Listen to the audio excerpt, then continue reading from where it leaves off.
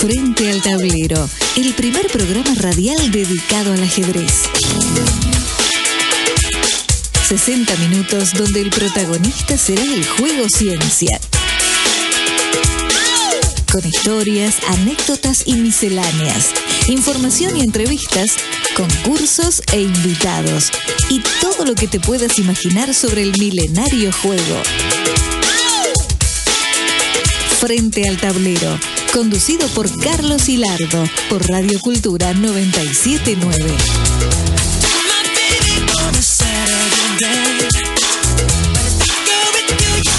Auspician Frente al Tablero Queen International, OSPAD, la obra social del personal de la actividad del Turf, Club Argentino, la entidad decana del ajedrez argentino, Club Obras, Ajedrez Azerbaiyán, Restaurant Dobar Tech en San Telmo y Ruibal, juegos para la familia.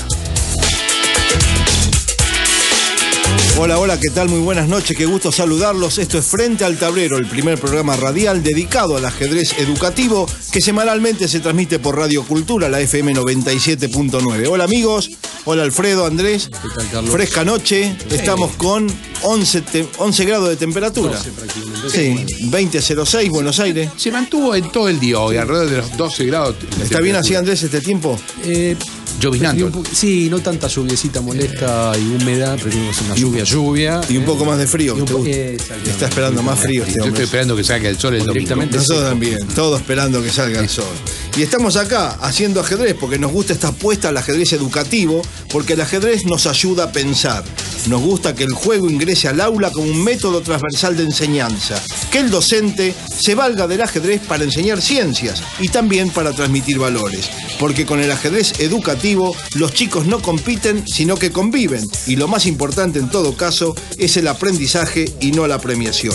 Esta es nuestra segunda temporada, estamos en Radio Cultura los viernes de 20 a 21, nos puede seguir a través del dial 97.9 o a través de internet www.fmradiocultura.com.ar o bajando la aplicación gratuita del celular. ¿Quiénes son los que hacen posible Frente al Tablero? En la producción tengo dos torres, Graciela Manteiga y Carlos Sosa. Nicolás Novo en la musicalización. ¿Qué pieza sería, Nicolás? Sería el caballero. Y después tengo acá en el control a Juan Carlos Ríos. ¿El otro caballero? El hombre que también, que me guía, que me dice. Y después, dos alfiles con quienes juego mi partida semanalmente, Alfredo Tabacman y Andrés Prestileo. Bueno, muchachos, les cuento, agradecimientos tuvimos por el programa del viernes pasado, con la invitación de Julio Granda. Hubo repercusión a través de las redes sociales, recibí saludos y, bueno, que había gustado el programa que hicimos. Y también, bueno, los homenajes que brindamos junto a Enrique Arguiñarís y este muchacho Sergio Negri. Bueno, hoy vamos a hacer un programa con una consigna que va a llevar por premio uno de los libros que dejaron Enrique Arguiñarís y Sergio Negri, que es el libro dedicado a la generación pionera, Historia del ajedrez olímpico de 1924 a 1939. Así que cuando llegue el momento de la consigna, hoy los oyentes van a jugar no por un juego de ajedrez, sino por un libro. 27 de julio, hemos preparado un nuevo programa con recuerdos. Vamos a realizar un breve tributo a ese recordado y rocambolesco duelo entre Karpov y Korchnoi en 1978.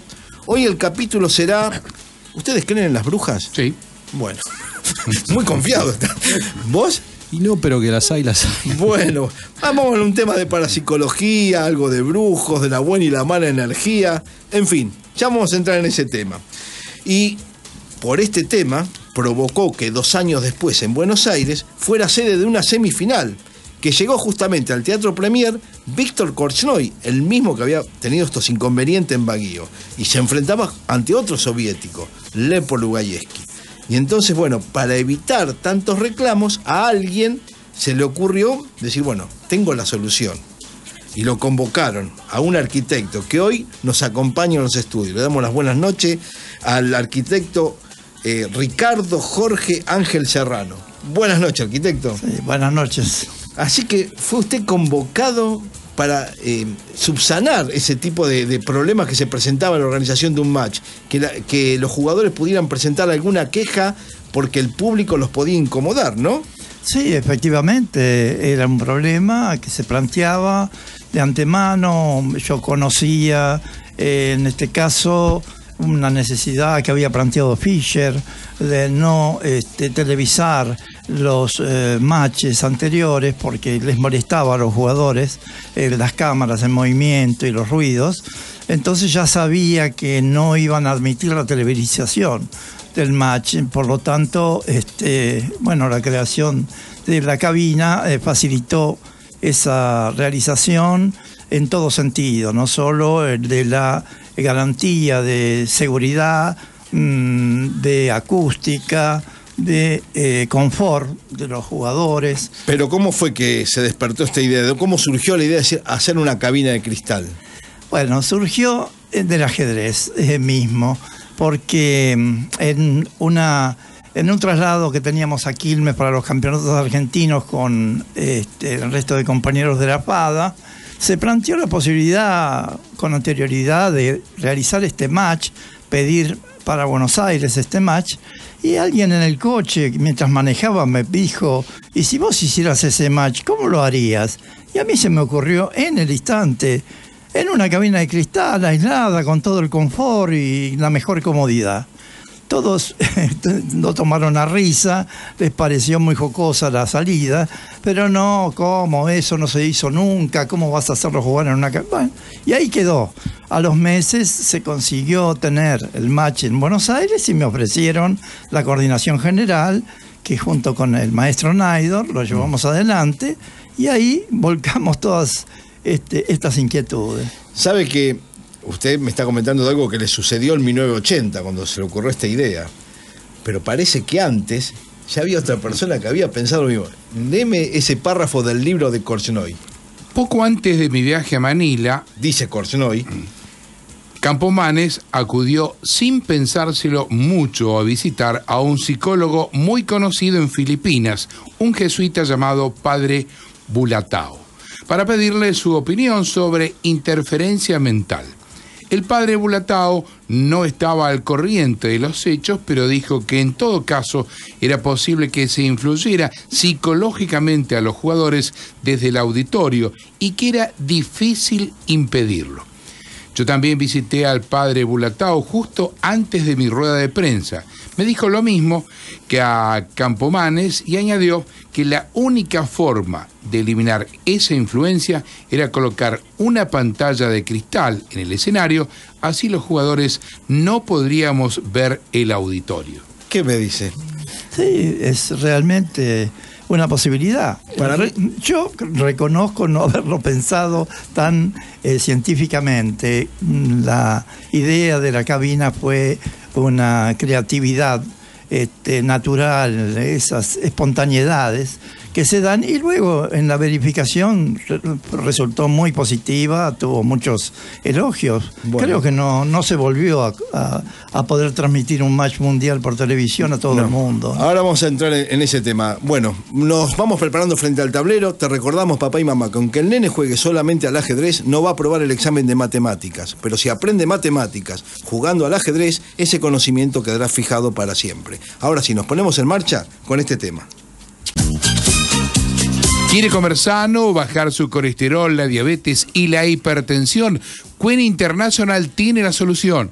Reemplace sus cacerolas de aluminio o teflón por recipientes fabricados en acero quirúrgico. Infórmese en www.queeninternational.com.ar de lunes a viernes de 9 a 17. Telefónicamente llame al 4392-2468 o al 15-5007-2260. El Club Argentino de Ajedrez, la entidad centenaria del ajedrez argentino, te espera en su escuelita formadora de valores para niños y adultos. Estimula tu memoria, concentración y autoestima. Aprende a planificar y a decidir.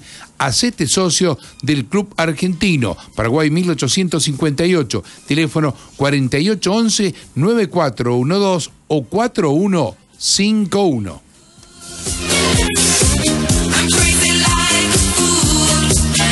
Bien, a las 20:15 vamos con la consigna. Jugamos hoy por un libro que fue un obsequio que nos dejaron Enrique Arguiñarís y Sergio Negri, dedicado a la historia del ajedrez olímpico argentino, la primera parte, de 1924 a 1939. Bien, hoy y a partir de ahora la tarea de elegir la pregunta la tiene a su cargo la producción. Sí. Así que Carlos y Graciela han resuelto la pregunta de hoy.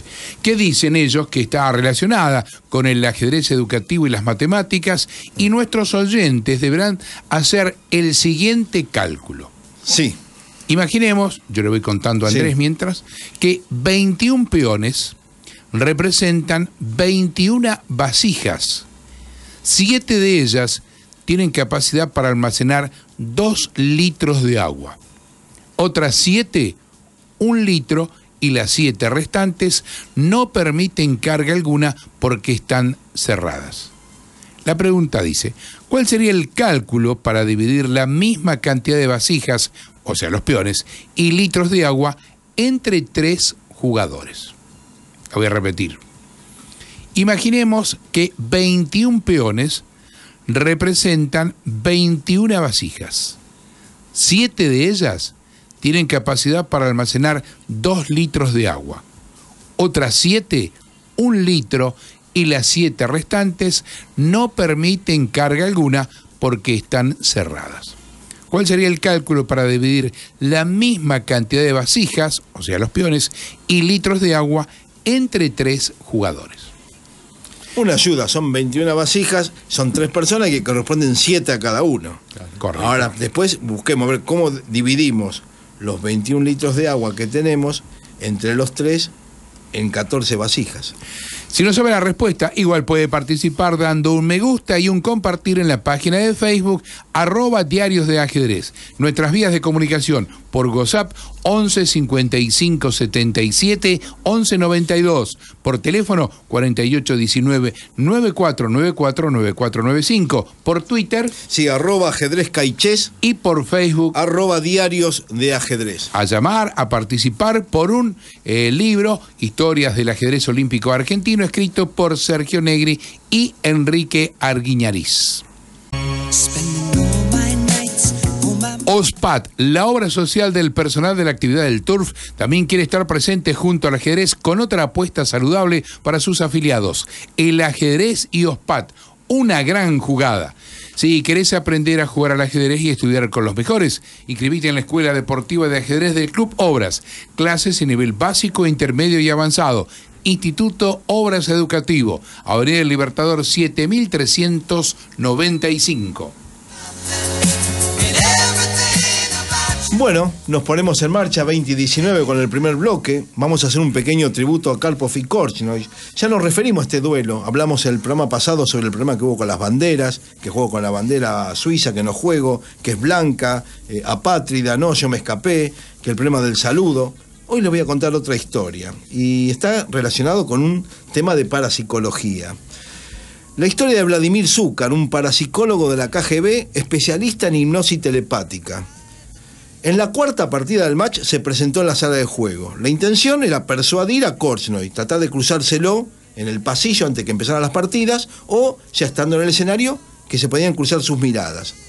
¿Qué hacía esta persona? Se sentaba en la segunda fila, permanecía inmóvil 5 horas y lo único que hacía era mirar fijo a Víctor Korchnoi.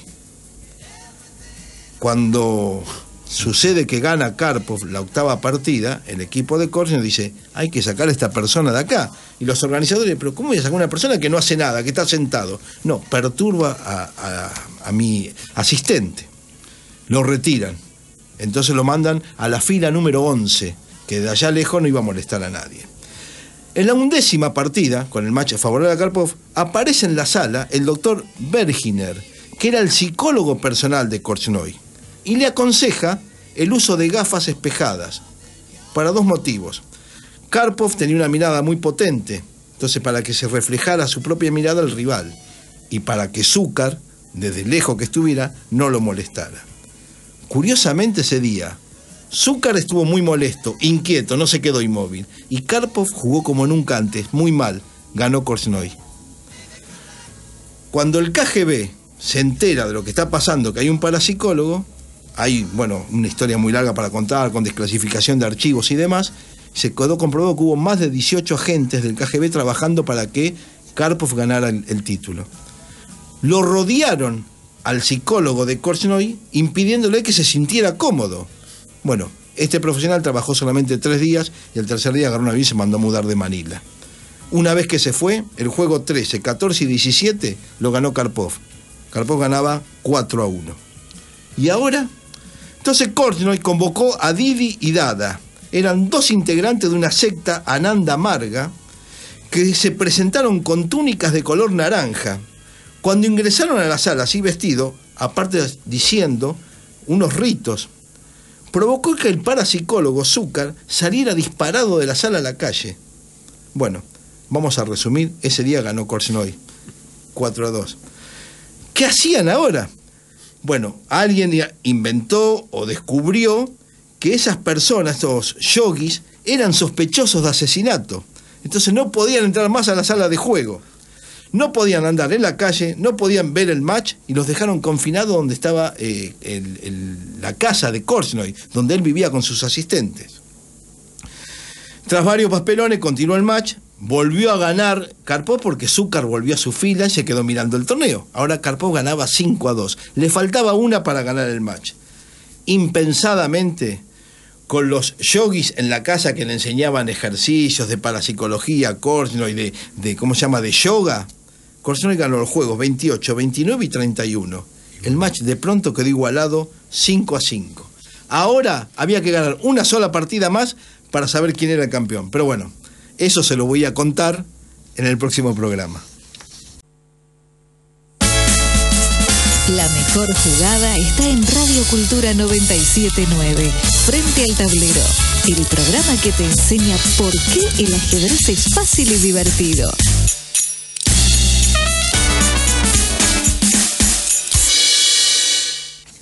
Muy bien, entonces ahora vamos a presentar a nuestro invitado. Hablo del arquitecto Serrano. Ha sido maestro mayor de obra del Instituto Otto Krause, arquitecto egresado de la UBA en el año 69, trabajó para la UBA y también para la Universidad de La Plata. Me gusta una frase que dice: como profesional propulsé innovaciones en diversas esferas aplicando muchos conceptos que me dio el ajedrez. Como ajedrecista aprendió a jugar en el Club River Plate con Oscar Pano. Fue socio fundador del Círculo Torreblanca, igual que nuestro amigo Horacio Olivera, que nos visitó en marzo, cuando era una fecha de celebración, el 31 de marzo creo que se fundó, de 1972 el club. Más tarde fue presidente de Torreblanca, estuvo al frente de la Federación Metropolitana y colaborador de la FADA. Hoy lo convocamos por el tema de la cabina de cristal que nos estuvo contando, nos estuvo anticipando. Hay una historia, le contamos a la gente, que hace 38 años en Buenos Aires se jugó este match entre Korchnoi y Polugayeski que auspició el diario La Nación. La avenida Corriente, altura de los Recuerdos, el Teatro Premier, entre el 21 de julio y el 20 de agosto. Y obviamente que despertó antinomias, quienes estaban a favor del soviético, quienes estaban a favor del exiliado. Recordemos años 80, año político de la Argentina, año con dictadura militar. Korchnoi era el emblema de Occidente porque se había escapado. Bueno, habíamos tenido el problema de Filipinas y sucedió lo de la cabina. Ya contó usted lo de la cabina. ¿Fue la solución la cabina? ¿No hubo ningún problema en el match? ¿No hubo ningún reclamo? No, ciertamente transcurrió perfectamente, todo en orden. Los únicos desórdenes que alegraban a todo el mundo eran los que provocaba el público con la afluencia, que interrumpía el tránsito en la calle Corrientes. El match se disputaba en horas pico y la gente concurría masivamente al match. Eso era una alegría para la realización, ¿no?, y la difusión del ajedrez. ¿Y cuánto tiempo le demandó hacer la cabina? Fue muy rápido todo el trabajo, tuvimos que movernos con rapidez, pero estuvieron todos los medios preparados, se hizo en términos perfectos, ¿no? Muy bien, se contrató empresa constructora del mismo, los cristales fueron elegidos especialmente, antiacústicos y para también mantener las condiciones térmicas, con equipos de aire acondicionado en la cabina, la iluminación perfecta, todo alfombrado. ¿Qué comodidades tenían los jugadores adentro de la cabina? Ellos estaban jugando, estaba el tablero. Ellos eligieron los sillones, yo los llevé personalmente, elegí los sillones más cómodos que necesitaban.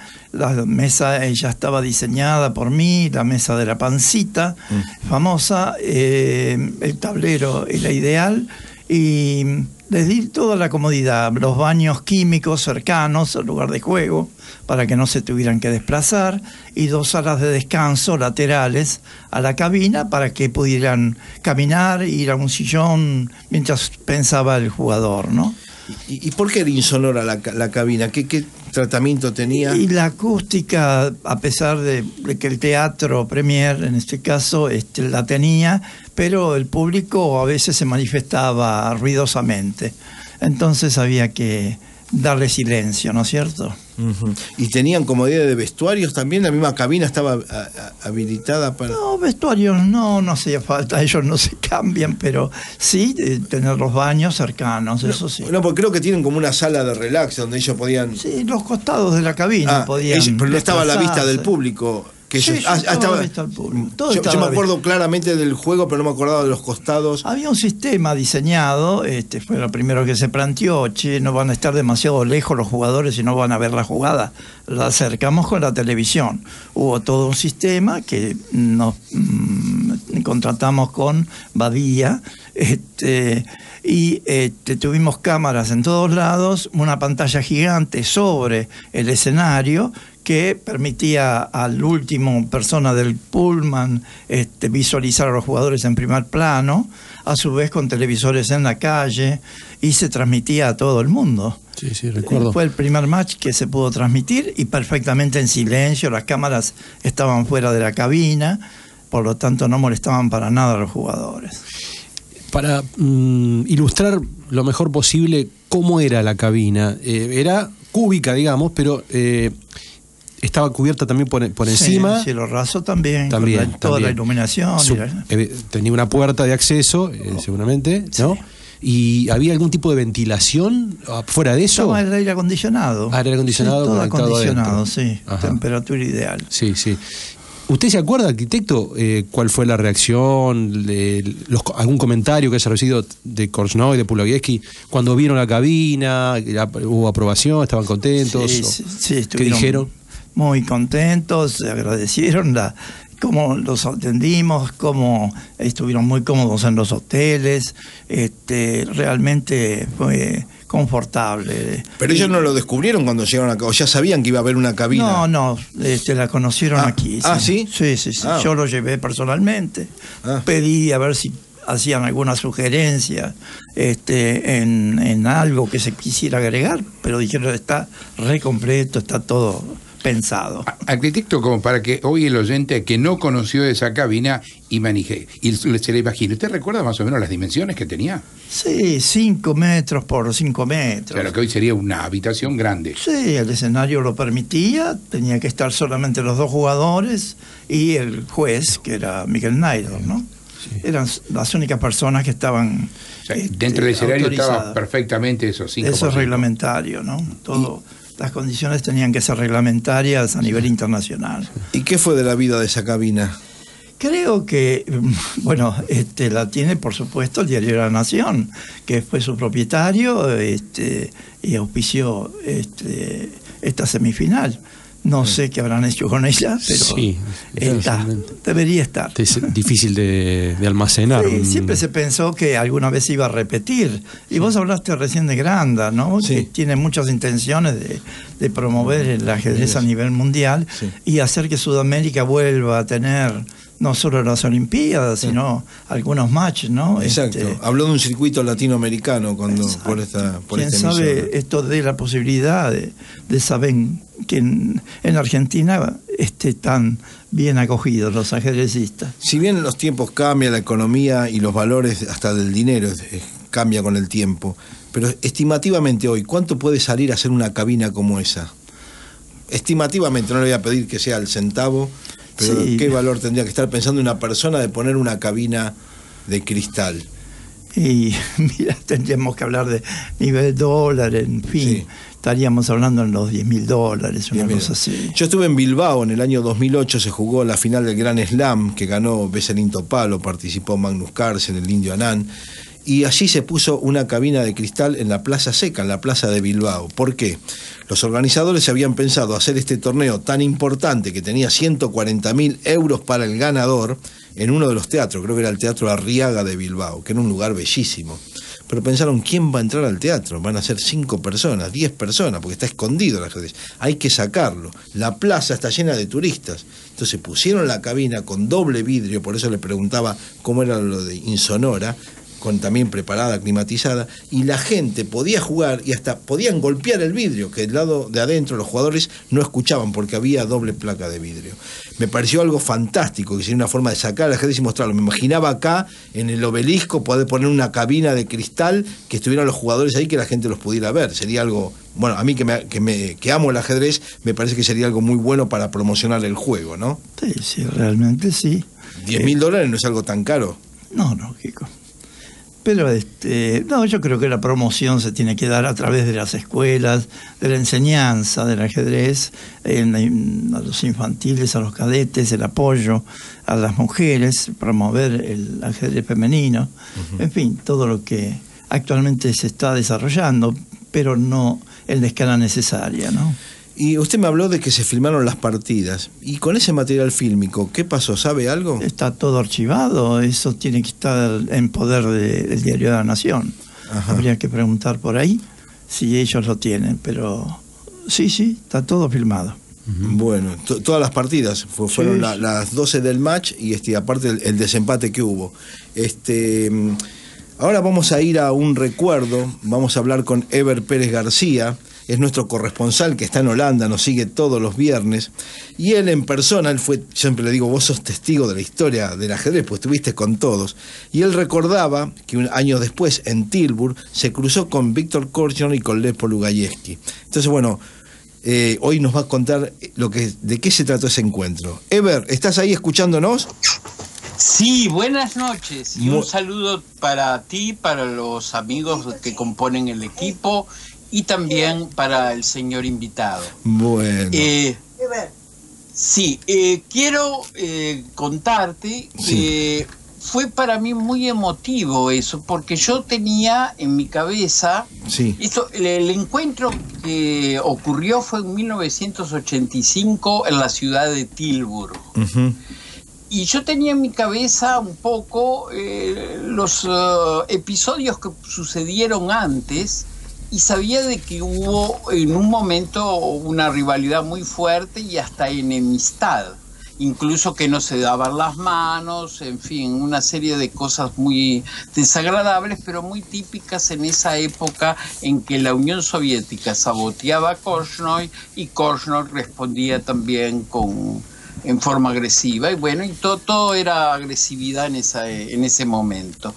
Pero en Tilburg me tocó compartir junto con Julia una mesa, y era el primer día de la inauguración del torneo, y justamente se sentaron Korchnoi y Polugajevski, y bueno, fue una sorpresa, pero ellos hablaban bonachonamente entre ellos en ruso, que no podía yo seguir muy bien, hasta que vino Lubojevich, que también estaba cerca, y también Gena Sosonko, y entonces todo se nos hizo más fácil.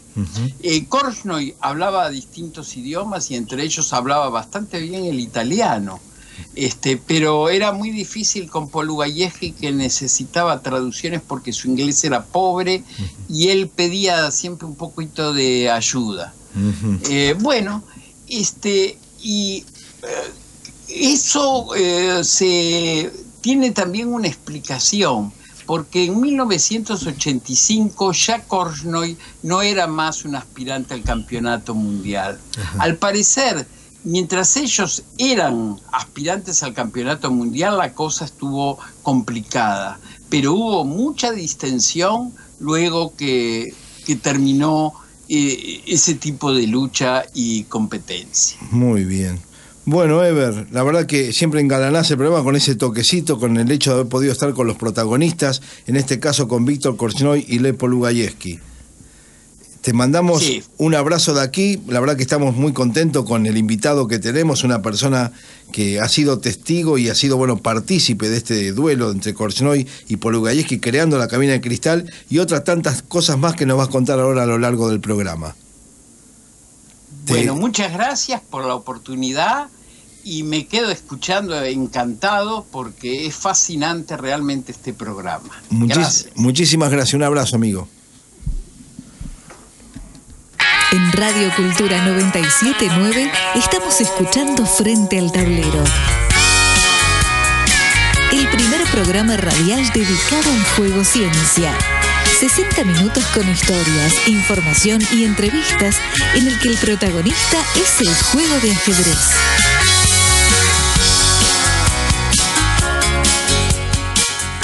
Tengo una pregunta para el ingeniero, dice Carlos de Retiro. Ingeniero, ¿patentó la idea de la cabina de cristal? No, realmente no se hizo ningún trámite especial al respecto. Simplemente cedí todos los derechos de la creatividad de eso y de muchas cosas más que se generaron, pero no tuve la intención de patentarla. Realmente no tenía mucho sentido. Era para el bien del ajedrez. Sí, otra más, a ver. Tengo otra de Pablo de Almagro. Dice el ingeniero, ¿qué anécdota puede contarnos que no hayan salido a la luz con la puesta en escena de la cabina de cristal? ¿Qué pasó algo, dice, detrás de bambalinas? Realmente teníamos todo controlado. Había un sistema de transmisión que me tenía permanentemente conectado con todos los puntos desde el teatro, desde la entrada del público a todo. Y realmente no tuvimos mayores dificultades. Por ahí podría comentar que la famosa Petra, compañera de Korchnoi, era un tanto exigente en algunos tipos de cosas, pero nada más. Después lo solucionábamos y terminó siendo muy amable con nosotros, ¿no? Claro, Petra hizo un curso acelerado en Baguio con todo lo que pasó allá. Exactamente. Sí, realmente no tuvimos ninguna dificultad. Muy bien.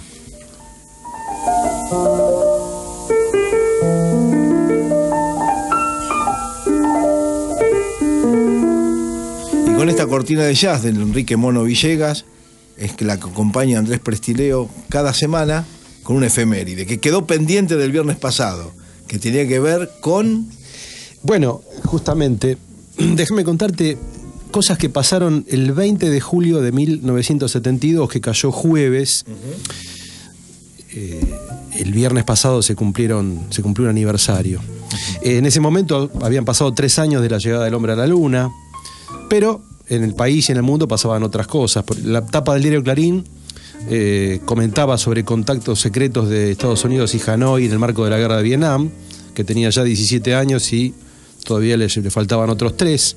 Una huelga nacional de médicos y un accidente automovilístico en Ramallo que había provocado un muerto y 27 heridos. Entonces la Argentina se hallaba bajo uno de los tantos gobiernos militares que por entonces eran cíclicos, en este caso encabezado por Alejandro Agustín Lanusse. Pero ese jueves tuvo lugar entre nosotros un acontecimiento cinematográfico cuya dimensión solamente se iría estableciendo con el paso del tiempo, ¿no? En las salas porteñas, en un par de salas porteñas importantes que ya no existen más, mejor dicho, una sí está transformada en un multicine, ¿no? Ajá. Se estrenaba la película El Padrino, esa aclamada obra de Francis Ford Coppola. Se proyectó, decíamos, en los cines Iguazú, que años más tarde se transformaría en un templo evangélico, como fue el destino de varias salas de esos tiempos, y el Metropolitan. Sería larguísimo, interminable y para mí muy gustoso. Lo podrías hacer toda la noche. Te puedo hablar hasta mañana de esa película, pero yo quería rescatar algunas cosas que se publicaron al día siguiente en las críticas de los diarios más importantes, de Clarín y La Nación, sobre la película, porque no dejan de tener algo de curiosidad. Por ejemplo, La Nación había titulado Interesante adaptación de un bestseller. Uh-huh. Porque la película está basada, como sabemos, en una novela escrita por Mario Puzo. Decía, Los 171 minutos de acción transcurren prácticamente sin altibajos, pero también apuntaba, para convertirse en una denuncia sobre las actividades de la Cosa Nostra, le falta vigor, penetración, auténtica hondura. Por supuesto que abundaban los elogios, pero fíjate cómo señalaba algunas cosas que hoy sería muy complicado de apuntarle, ¿no? De endilgarle a la película. Y Clarín decía, tenía un título parecido, buena versión de una conocida novela. La historia del Padrino es larga y no excesivamente original. Destacaba el trabajo denso y medular de Al Pacino, que se destacaba del resto. Marlon Brando decía, es un Vito Corleone que puede chocar con ciertos prejuicios sobre el personaje para quienes hayan leído la novela. Es decir, elogios firmes pero moderados para una película que terminó convirtiéndose para muchos en el mejor de todos los tiempos. Y para relacionarlo de alguna manera con lo que nos reúne a nosotros, ese mismo día, en Reykjavik, Bobby Fischer derrotaba en 24 jugadas a Boris Spassky en la quinta partida de aquel duelo que tanto mencionamos por el título del mundo. Y el match quedaba igualado en 2,5 puntos. El diario Clarín, en su pequeña crónica del día siguiente, comentaba, pocos momentos antes, Fischer se mostraba nervioso y disconforme por los ruidos que provenían de una cafetera cercana mientras se jugaba. Exacto. Eso pasaba en Reykjavik, mientras aquí muchas personas empezaban a deleitarse con la que para muchos de nosotros es la mejor película de la historia. Y mi crítica al Padrino, decime quiénes fueron los actores principales de cada una de las sagas. En la primera, el Padrino, Marlon Brando, Al Pacino, Robert Duvall. En la segunda ya interviene Robert De Niro como el joven Vito Corleone y con la mayoría de los intérpretes de la primera. Y en la tercera aparece Andy García como el sucesor de Michael Corleone, de Al Pacino. Bueno, la crítica, ninguno de ellos jugaba al ajedrez. Azerbaiyán, la tierra del fuego junto al ajedrez, más de 15 siglos en los que el milenario juego forma parte de la cultura y costumbres de esa sociedad. Restaurante Dobar Tek en San Telmo, comidas y bebidas croatas, goulash, strudel, salados, dulces y otras especialidades. Dobar Tek lo espera en la avenida San Juan 548, reservas 4307-5235, por mail comidascroatas@gmail.com. Ruibal, la empresa que más sabe de juegos, te invita a descubrir por qué el ajedrez es un juego fácil y entretenido. Jugá al ajedrez con Ruibal. Ruibal, juegos para la familia. Bien, 20:44, seguimos en Frente al Tablero. Ahora vamos con el tercer bloque del programa. Nos está el invitado que tenemos hoy aquí es el arquitecto Jorge Serrano. De sus innovaciones, hablamos de la cabina, hay muchas cosas más para hablar. La mesa que pasó hoy a la pasada de la Olimpiada del 78, el stand de la Feria del Libro, creado allá con el ajedrez por el año 72, el ajedrez viviente que también incluyó en la Feria del Libro. Un poco asociando y por lo que leo y por lo que escucho, ¿usted cree que todo esto le sucede por tener una mente de ajedrecista? ¿Estas innovaciones le pasan a usted en su carrera profesional gracias al ajedrez? Sí, complemento la táctica y estrategia del ajedrez con la creatividad. Recién escuché 2 preguntas de oyentes que me llamaban ingenieros. Sí. No me molesta, sí. Es usual en mi profesión que me llamen ingeniero, siendo especialista en aire acondicionado y calefacción, libros que son bastante conocidos por mis exalumnos de la facultad y se usan continuamente, que son especialidades que a veces son más comunes en los ingenieros. Yo tengo una formación ingenieril por haber cursado en el Otto Kraus y la formación ajedrecística también me llevó a la táctica y estrategia, pero no me quitó la creatividad y por eso elegí arquitectura. Ahí tenemos que aplicar otros conceptos creativos y a veces dan muy buenos resultados, como en este caso. Sí, el ajedrez viviente fue una de las actividades que desarrollamos en el stand de la exposición, con el beneplácito de todos los concurrentes. Fue muy entretenido y se repitió en varias oportunidades, apoyados con el Teatro Colón, en cuanto a las figuras, a vestimenta. Fue una gran ejecución que se realizó desde Torreblanca.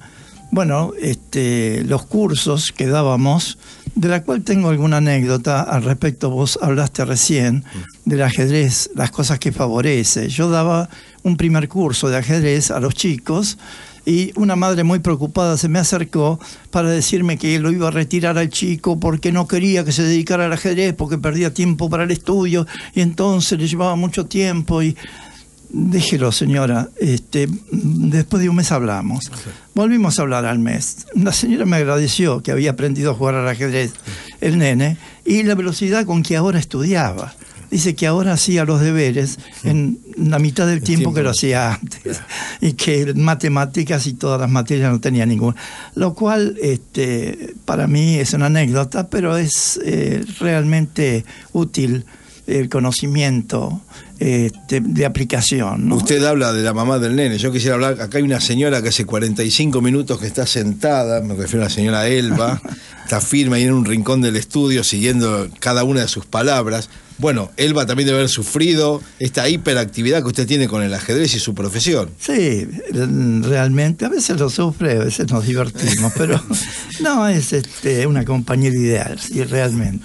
Una pregunta, ¿qué fue más difícil, lo de la cabina de Cristal S. Match de Correy Pologoyevsky o ser coordinador de las Olimpiadas del 78? ¿Qué fue peor? Las Olimpiadas fue mucho más costoso, con muchas más dificultades, no solo por la cantidad de ajedrecistas, países que intervinieron, fue todo un récord, y hacer que las instalaciones del club River Plate sirvieran para una Olimpiada fue casi un milagro y en muy corto tiempo, ¿no? Le entregaron el estadio después del Mundial de fútbol. Exacto, lo tenía todavía el Mundial retenido y tuvimos dificultad, tuvimos muy poco tiempo para hacerlo. A pesar de eso, lo sacamos a flote gracias a la colaboración de mucha gente, ¿no? Pero ahí hubo mucha complejidad de iluminación, de radio, de sala de periodistas, mucha difusión internacional, era muy complejo, ¿no? Además de atender toda la multitud de delegaciones, ¿no? Para los chicos jóvenes que no fueron, que no pudieron ver la Olimpiada, físicamente, ¿dónde se ubicaba? ¿Puede contarle dónde estaba? Estaban debajo de las dos tribunas, sí, las dos tribunas principales habían quedado unos salones aptos para adaptarlos a las mesas, ¿no? Y a los juegos. Después había salas de repetición de las partidas donde profesores mostraban lo que estaba pasando en los tableros, todo un circuito de televisión también, sala de periodistas. Fue muy complejo realmente. ¿Nunca se barajó una alternativa ante la dificultad esta que tenían sobre el tiempo y que el Mundial había terminado un poco antes? Que no fuera River, o sea, siempre fue River y no pensaron en otro lugar. Después de una rápida visión de posibles lugares que tenían que ser amplios, cómodos, cercanos, una serie de requisitos, se eligió ese como última posibilidad, ¿no? Si no, no se podía hacer realmente. Bueno, escuchemos un cachito de música y seguimos. A las 20:51 seguimos la charla con el arquitecto Jorge Serrano. Y bueno, me estaba contando que no solamente el hombre tiene que vivir del ajedrez, los chicos también tienen que practicar otros deportes, ¿no? Impulsamos, sí, todas las actividades deportivas que complementan perfectamente. Hay que tener un buen estado físico para desarrollar una buena mente para el ajedrez. Y yo, cuando veía que los chicos estaban muy imbuidos de los libros, los sacaba a jugar al fútbol a Palermo y a enseñarles la actividad física, que es el complemento ideal. Claro. ¿Usted lo siente el ajedrez como un deporte, lo siente como un juego? ¿Cómo lo vivió usted el ajedrez? Es múltiple, realmente todavía nunca pudimos ver la posibilidad de que sea un deporte olímpico reconocido como deporte, ¿no? Sí. Es una mezcla, pero bueno, presta un servicio en la comunidad que es reconocido por todo el mundo. Yo soy el primero en reconocer que el ajedrez me permitió encarar tareas profesionales y de enseñanza en la universidad, complementar con creatividad. Por mi cátedra pasaron 30.000 arquitectos. ¿Se atreve a contar alguna de sus invenciones? ¿Está bien dicho?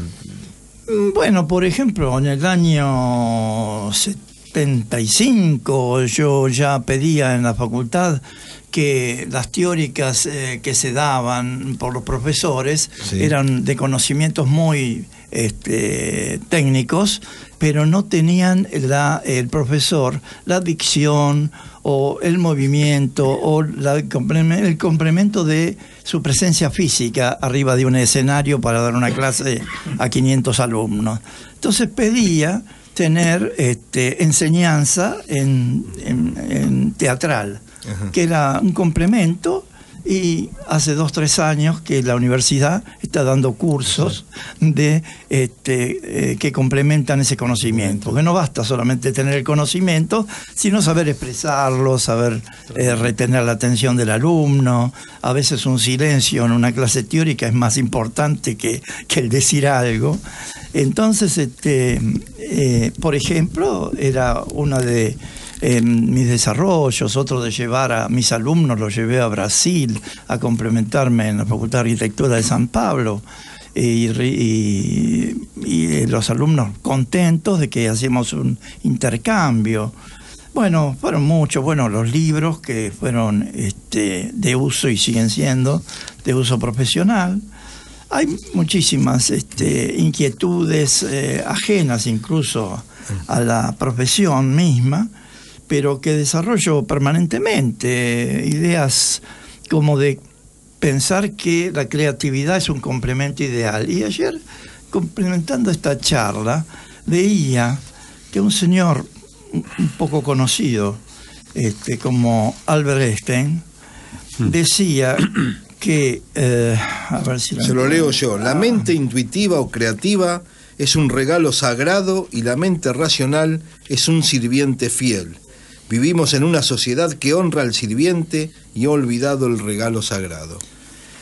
Sí, eso es una realidad que ya lo manifestaba Einstein, y yo soy ferviente aplicador de esta doctrina. El ajedrez facilita la comprensión y la complejidad de la vida, ¿no? Podemos aplicar este conocimiento en todos los órdenes. Claro. Arquitecto, tengo una pregunta, nos llega desde Córdoba, Raúl, de esa provincia. Dice así: sobre lo sucedido en la Olimpiada de 1978, que se jugó en el estadio de River y de la cual usted fue uno de los coordinadores generales, ¿qué sucedió en verdad con el dirigente Rodolfo Sanlungo? ¿Fue víctima de un secuestro o fue toda una mentira? Quedará en el misterio de los tiempos. Yo nunca lo pude saber. No podemos tomar conocimiento de eso. Realmente para nosotros, yo estaba dedicado a la ejecución de la Olimpiada. Había otras personas que estaban en ese tema. Sí, fue un rumor que luego no sé. Sí, en el ambiente siempre quedó la duda de ese tema. Auspiciaron Frente al Tablero Queen International, OSPAT, la obra social del personal de la actividad del Turf, Club Argentino, la entidad decana del ajedrez argentino, Club Obras, Ajedrez Azerbaiyán, Restaurant Dobartek en San Telmo y Ruibal, juegos para la familia. Está llegando el momento de la despedida de Frente al Tablero. Estamos en los últimos 2 minutos. Arquitecto, queremos agradecerle la molestia de haber venido hasta acá, hasta el estudio, contar todas estas historias en primera persona, porque uno las ha leído, las ha escuchado, pero ahora tenerlo aquí sentado y escucharla de usted tiene otro sabor, estas cosas. Cuando gusten estoy a su disposición, y de todos los oyentes, y como aficionado, y lo que pueda aportar a sus órdenes. Este año se van a cumplir un aniversario, 40 años de la Olimpiada, la última que tuvo América, y se hizo en Argentina, en el estadio de River Plate, del cual usted es hincha. Porque acá me dicen que solamente vienen hinchas de Boca, o sea que estamos rompiendo este mito que vienen hinchas de River también. Me parece muy bien, Está muy bien. El arquitecto, nosotros hicimos una consigna hoy. ¿Cuál era? Sí. La pregunta decía: imaginemos que 21 peones representan 21 vasijas y 7 de ellas tienen capacidad para almacenar 2 litros. Sí. Otras 7, 1 litro, y 7, las 7 restantes no permiten carga alguna porque están cerradas. ¿Cuál sería el cálculo para dividir la misma cantidad de vasijas, o sea, de peones, campeones y litros de agua entre 3 jugadores. Son 7 vasijas para cada uno y, por ejemplo, al jugador A le podríamos dar 3 vasijas de 2 litros, una de 1 litro, entonces ahí tendría los 7 litros, 3 por 2, 6, más 1, 7, y le daríamos 3 vasijas vacías. Al jugador B le daríamos 2 vasijas de 2 litros y 3 de 1, y le daríamos 2 vacías. Y al otro jugador igual, 2 de 2 litros, 3 de 1 litro y 2 vacías. Todos tendrían 7 vasijas y tendrían 7 litros.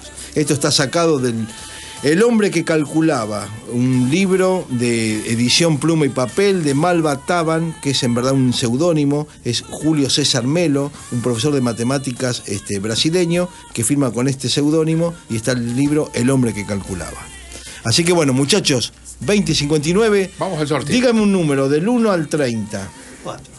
4. El 4, uno de los primeros llamados, busca aquí, Pedro Morales, ganador entonces de este libro que estábamos sorteando hoy, el libro Historia del ajedrez olímpico argentino de Sergio Negri y Enrique Arguiñaris. Pedro Morales, ganador del libro que tiene que pasar por Guido 1566 el próximo viernes entre las 20 y las 21 a retirarlo. Y espero que sin frío y sin lluvia. Ojalá. Muchachos, nos vemos el viernes que viene. Arquitecto, muchas gracias por la participación. Elba, gracias por el aguante de todo el programa. Nos vemos el viernes que viene. Chau, Alfredo, chau. Andrés.